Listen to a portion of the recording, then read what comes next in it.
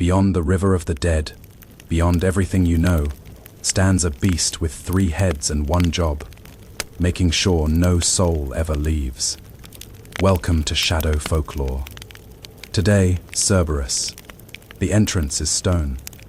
Not carved stone, not worked stone, but the raw, ancient kind that predates human ambition. The kind that existed. It rises from dead earth at the edge of a world where light has already given up. No sun reaches here, no moon.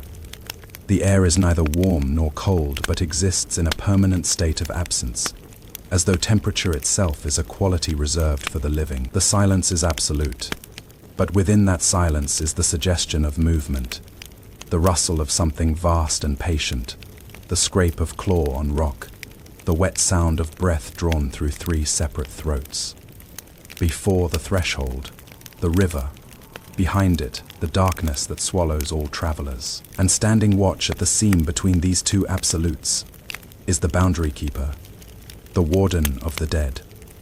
The thing that ensures the fundamental law of mortality, that passage is one way only. No pleading will move it, no trick will fool it, no force, save twice in all of history, has ever overcome it. The beast does not sleep, it does not rest, it does not forgive, because it is not a monster in the sense we have come to understand monsters. It is a function, a cosmic lock on a door that must never open from the inside. Its name is older than the language that carries it down to us. Cerberus, Cerberus, the hound of Hades, guardian of the gate. The ancient Greeks did not invent the underworld, but they mapped it with an architect's precision. In the cosmology of archaic and classical Greece, the worldview that took shape across the rocky mainland, the scattered islands of the Aegean, and the colonies that stretched from the shores of Asia Minor to the southern tip of Italy, the world of the living was only one layer of existence. Beneath it, through chasms and caverns and secret openings in the earth, lay the realm of the dead, not hell in the Christian sense, not a place of punishment for most, but a place of finality. The Greeks called it Hades, after the god who ruled it, or sometimes Erebus, after the primordial darkness. Later writers used other names: the house of Hades, the halls of the dead, the sunless lands.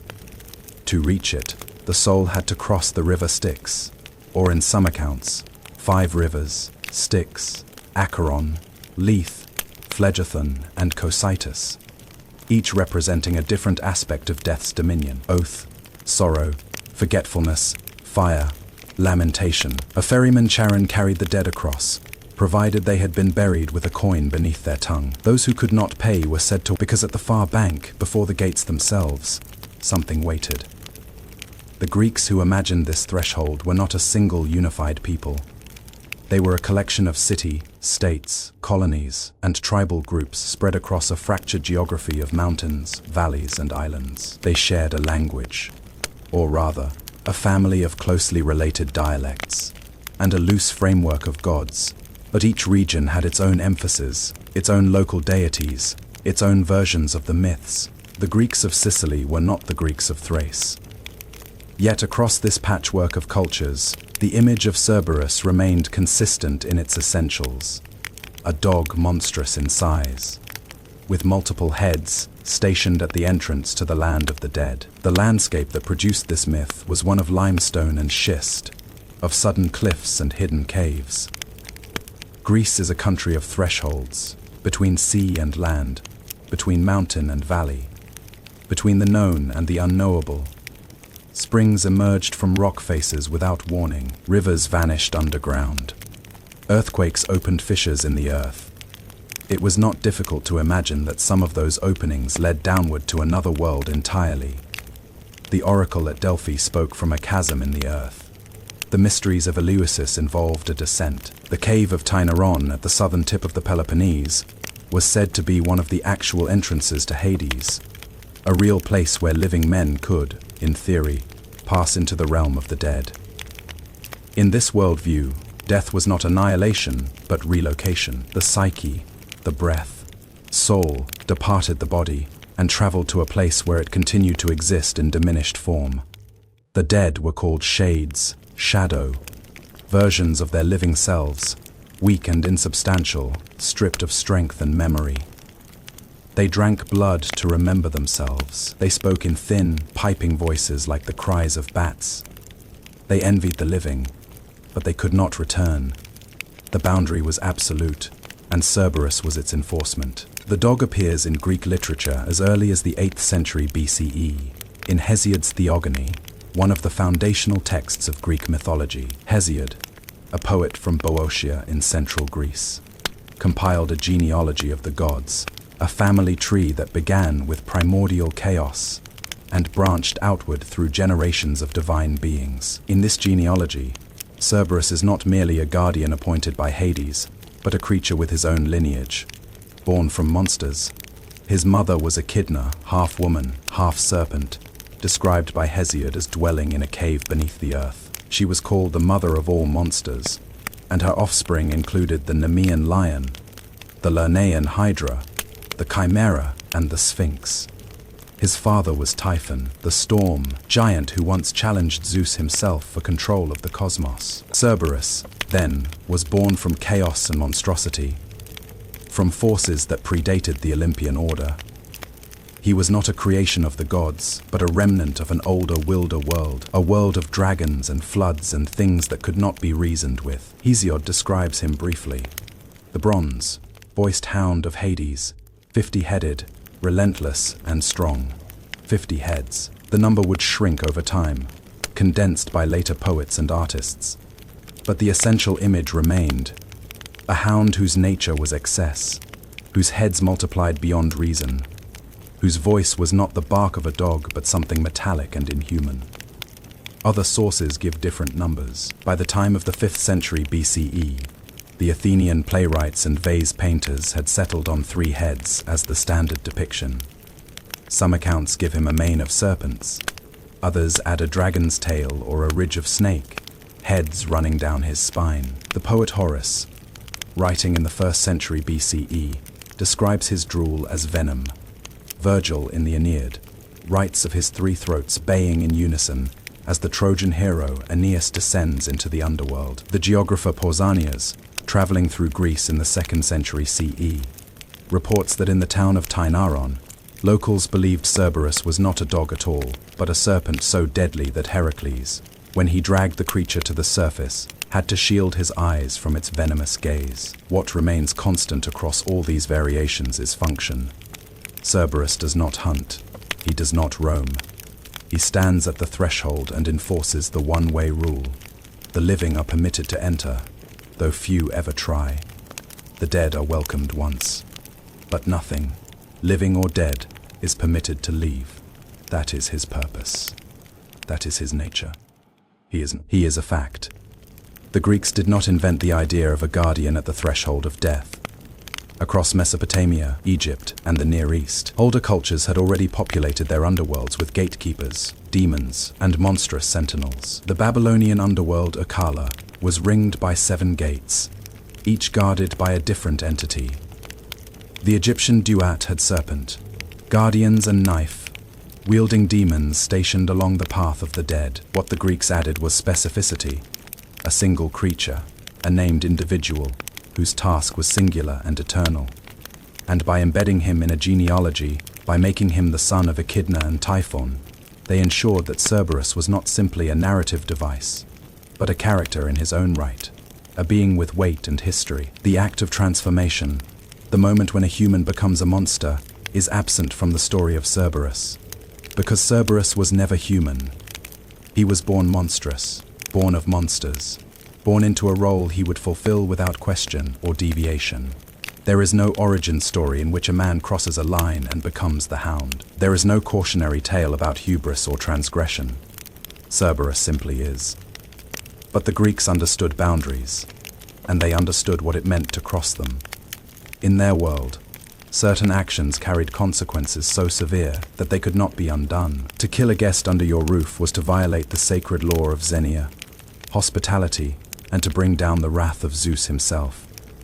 To murder a blood relative was to commit a pollution, a miasma that could not be cleansed by ordinary means. And to die was to cross the final boundary, to pass from the realm of sunlight and speech into the realm of shadow and silence.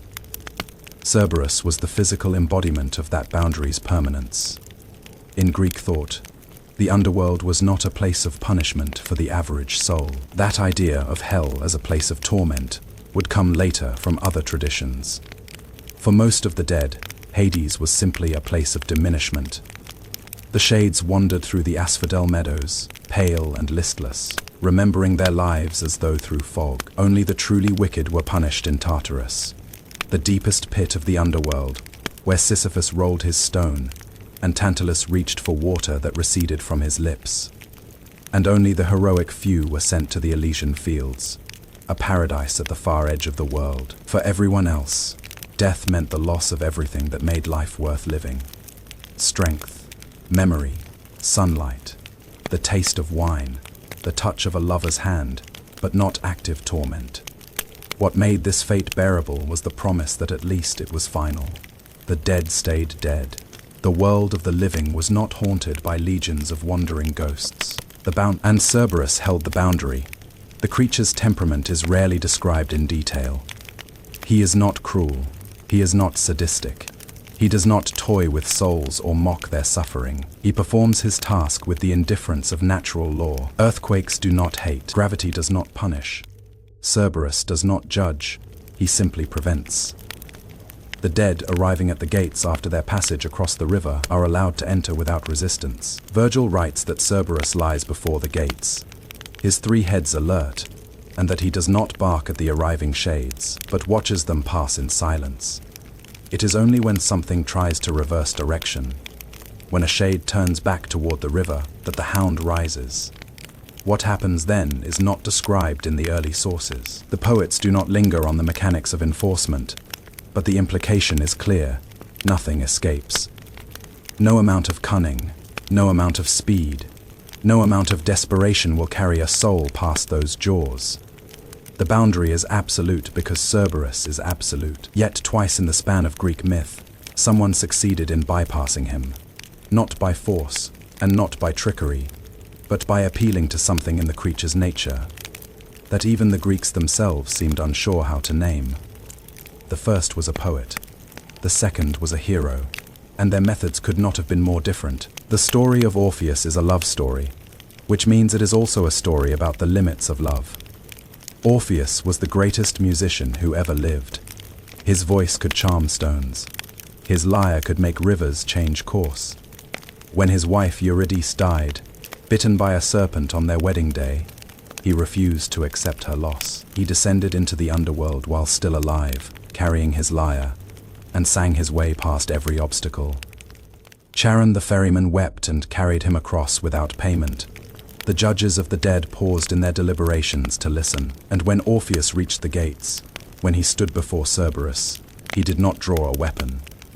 He played. The sources differ on what happened next. Ovid, in the Metamorphoses, writes that Cerberus grew still, his 3 heads drooping, and allowed Orpheus to pass. Virgil, the hound, which could not be moved by pleading or bribed with offerings, was moved by music. Not because music was a trick, but because music was something Cerberus had never heard. Or perhaps because music was the one thing that could speak to whatever part of him was still capable of feeling something other than duty. Orpheus won his way into the underworld and convinced Hades to release Eurydice on one condition: that Orpheus not look back at her until they had both reached the surface. He looked back, she was lost. But the point, not overpowered, not tricked, moved. The second bypass came from Heracles, the strongman demigod, during the last of his 12 labors. King Eurystheus, who had been ordering Heracles to perform impossible tasks as penance for a crime, commanded him to descend into the underworld and bring Cerberus back alive, not to kill the hound, not to steal him, to wrestle him into submission and drag him to the surface. It was meant to be an impossible task. No mortal had ever laid hands on Cerberus and lived. Heracles succeeded. The accounts vary in their details. In some versions, Hades gave permission for the attempt on the condition that Heracles use no weapons. In others, Heracles simply overpowered the hound through brute strength, choking him into submission with his bare hands. Apollodorus, writing in the 1st or 2nd century CE, describes the confrontation as a wrestling match. Heracles seized Cerberus by the throat, enduring the bites of the serpent, mane, and the lashing of the dragon tail, and held on until the creature yielded. He dragged the hound to the surface, brought him before Eurystheus, who fled in terror and hid in a storage jar, and then returned Cerberus to his post. What is striking about this story is not the violence, but the return. Heracles did not kill Cerberus. He did not enslave him or humiliate him. He borrowed him, proved his point, and brought him back. Because even Heracles, the greatest of heroes, understood that some things cannot be replaced. The boundary between life and death is not a law that can be broken. It is a fact of existence. You can bypass it once, through music or through strength, but you cannot abolish it. The hound must return to his post. The dead must stay dead.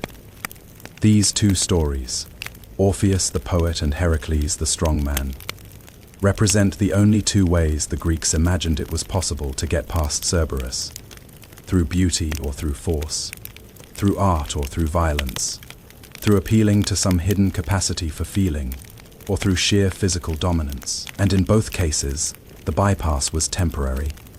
Orpheus lost Eurydice. Heracles returned the hound. The threshold remained. The symbolism is not subtle. Once you cross the boundary of death, there is no going back. That is the lesson. That is the warning. That is the function of the three-headed dog with the serpent mane and the bronze voice. He is not there to punish the dead. He is there to make sure the living world and the dead world remain separate.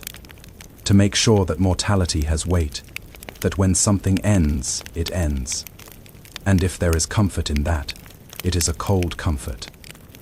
But it is also the only kind that holds. When the Romans conquered Greece, they inherited the myths. They translated the names. Zeus became Jupiter, Hera became Juno, Hades became Pluto or Disparta, and they adapted the stories to fit their own cultural concerns. But Cerberus remained. The Romans were practical people, empire, builders who valued order and infrastructure and clear lines of authority. The idea of a guardian at the threshold of death appealed to their sensibilities. The poet Virgil, writing in the 1st century BCE under the patronage of Augustus, composed the Aeneid as a national epic, tracing the founding of Rome back to the Trojan hero Aeneas. In Book 6, Aeneas descends into the underworld to consult the shade of his father, and he must pass Cerberus. Aeneas' description became the standard for later writers. The Sibyl of Cumae, who guides Aeneas, throws the hound a drugged cake made of honey and soporific herbs.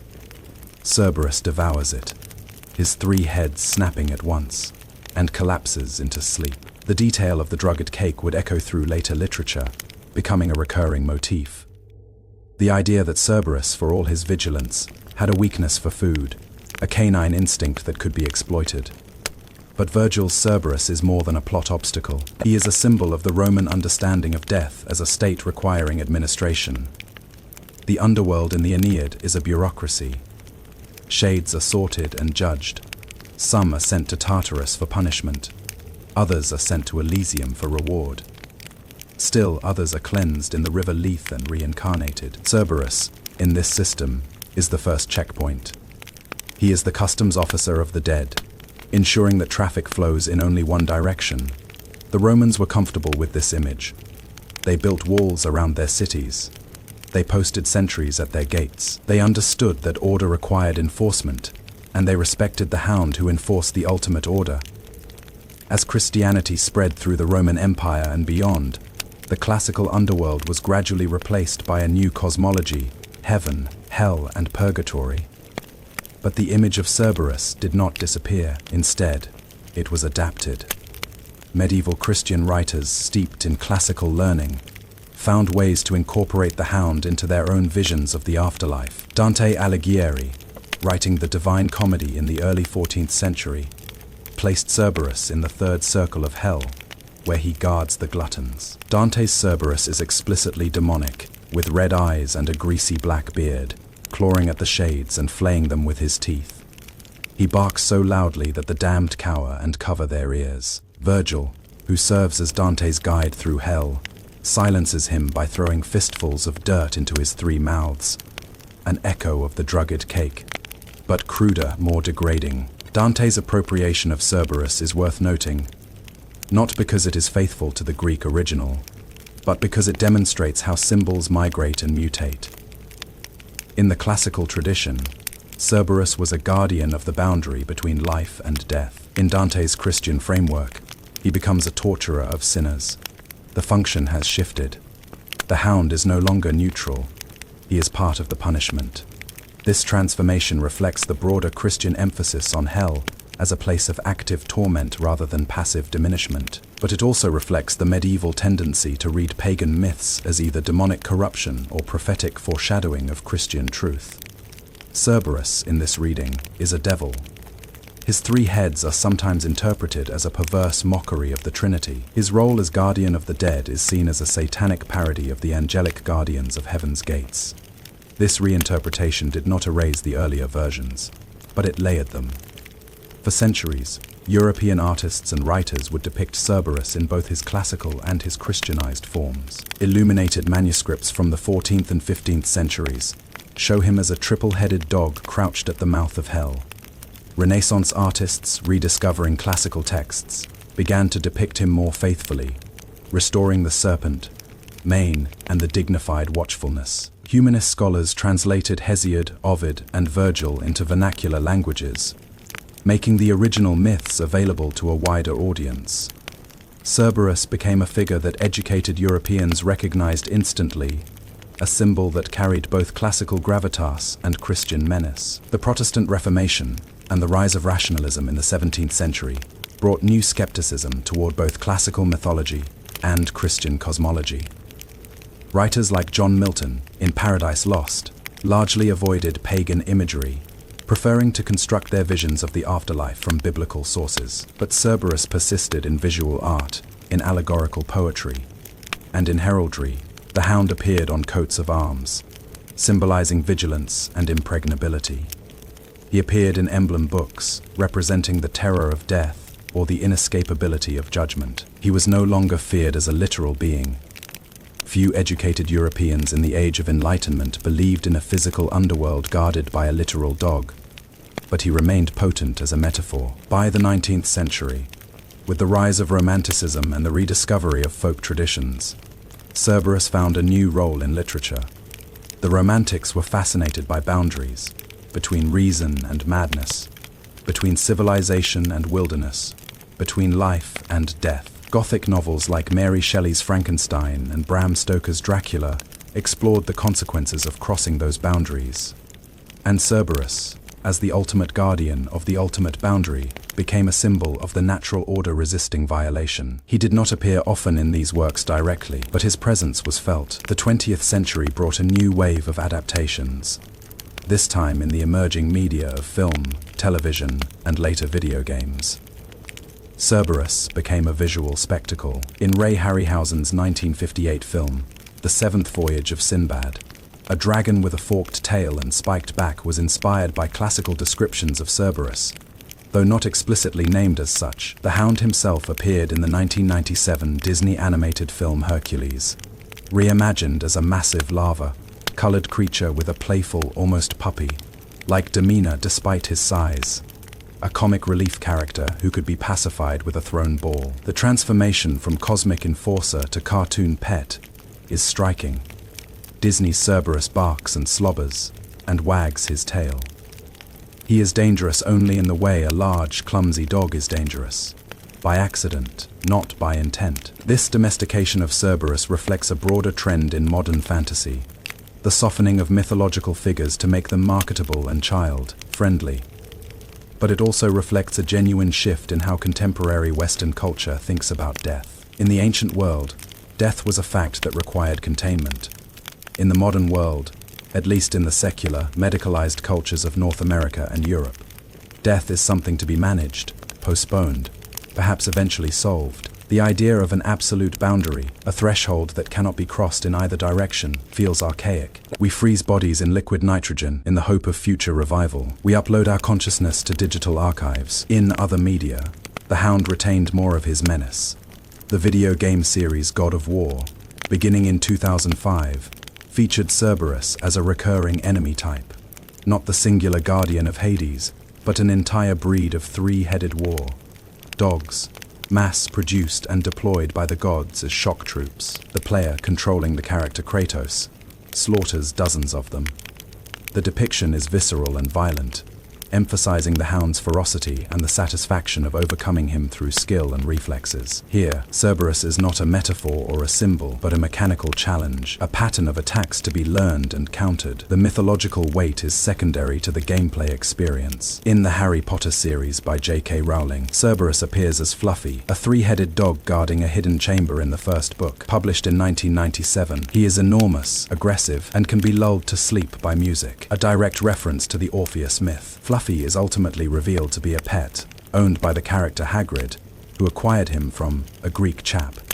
In a pub, the moment is played for humor. The idea that Cerberus, the ancient guardian of the threshold between life and death, is now a tradable commodity, a pet that can be bought and sold and named Fluffy, captures something essential about the modern relationship to classical mythology. We treat it as a resource to be mined for imagery and references, but we no longer grant it the authority it once held. Fluffy is dangerous, but he is also ridiculous.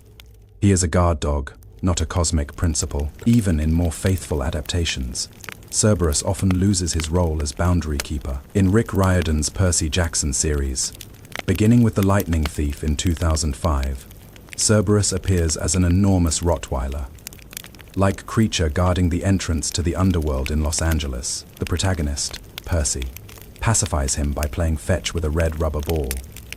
Again, the reference to the hound's canine nature is played for humor, and again, the existential weight of the boundary is lost.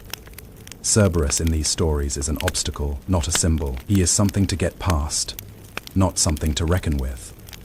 The pattern across these modern adaptations is consistent. Cerberus is rendered less final, less absolute, less terrifying. He becomes a boss fight, a plot complication, a comic relief character. His three heads, which once symbolized the totality of his vigilance, past, present, and future, birth, life, and death, arrival, presence, and departure, are reduced to a visual quirk, a way of making him recognizable. And the threshold he guards, the boundary between the living and the dead, is treated as permeable. Heroes cross it routinely, descend into the underworld and return, with less fanfare than a trip to another country. The one-way nature of death, the central truth that Cerberus was meant to enforce, is no longer central. It is no longer even particularly inconvenient. This is not a failure of imagination on the part of modern storytellers. It is a reflection of how the mythology has been secularized and commodified.